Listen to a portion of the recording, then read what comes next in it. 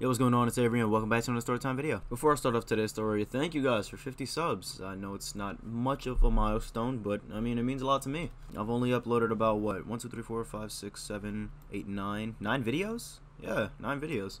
And I upload inconsistently as hell, which I'm going to try to stop, yeah, but it still means a lot. I'm able to get here even with that. And you guys seem to love the stories of Savion being a dumbass, so that's exactly what I'm going to tell today.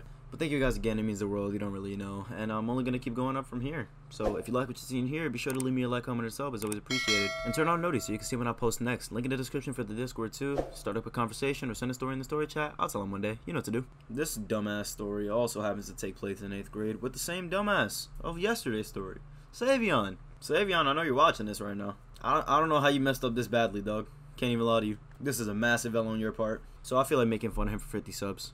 Yeah. And it started off as a normal day. You know, I go to school, do my school things, and then go home. Let me tell you about when I got home. Because when I got home, I did jack shit. I got on my game, called up my boys, and played all day. Then go to bed, wake up, and rinse repeat. When I called him that day, he didn't answer. So I was confused, but it was fine. I just didn't acknowledge it. I just assumed he had something to do. He went out or something with his family. He just didn't get on that day. But don't get me wrong, he did go out with his family. It just wasn't the way I was expecting. Because next day in school, I was like, yo, where were you yesterday?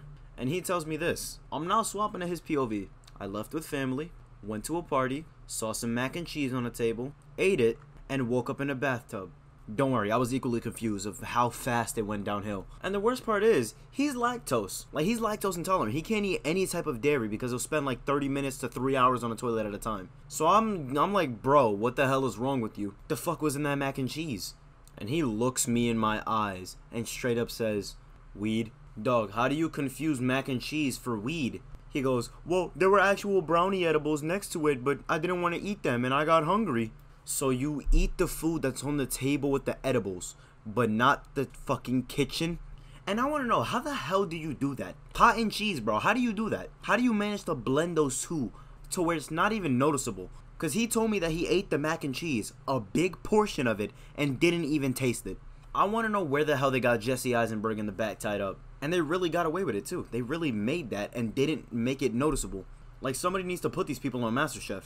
Either that or I just have shit knowledge of weed. But what he said is that he ate the edibles. He's high out of his mind at this point. Like, he is baked beyond recognition to the point where he's going to pass out standing up. So he goes to take a nap in his godsister's room, which was who was throwing the party. And there's people in her room, so he decides, you know what, let me grab a blanket and a pillow and sleep in the bathtub. Listen, I don't know what's running through his head at this point. I called him just now. This is what he told me that he can remember. I'm equally as confused. So at like 4 in the morning, he wakes up and goes down to his actual house. They live in the same apartment building. So he goes and lays down, but as soon as he lays down, his stomach starts doing backflips. He can feel it coming. This is where that lactose part really hits. So he sprints to the bathroom. And viewer discretion is advised. If you're squeamish to gross shit, you might want to click away on the video. Thank you for staying if you did. But he pulls down his pants and shits on the wall. I don't know how, I don't know why he missed the toilet, but he did. This is a direct quote that I'm taking from him. 50% of the doo-doo hit the floor and 50% of the doo-doo hit the toilet. And the worst part is, he took a picture and showed it to us. And to this day, we call it the baked bean incident, because it looked like Kevin's chili when he dropped it all over the office. It was the most disgusting picture ever, and he has the audacity to send it to us. And he saw nothing wrong with sending us that picture. I actually wanted to smack his dumb ass, but it was hilarious. But boy, I've never seen so much doo-doo on a wall before. I actually don't know how he managed to aim it upwards. Double barrel, 12 gauge type shit. Super soaker duty booty. Man, that shit was nasty. But moral of the story, kids, don't do drugs.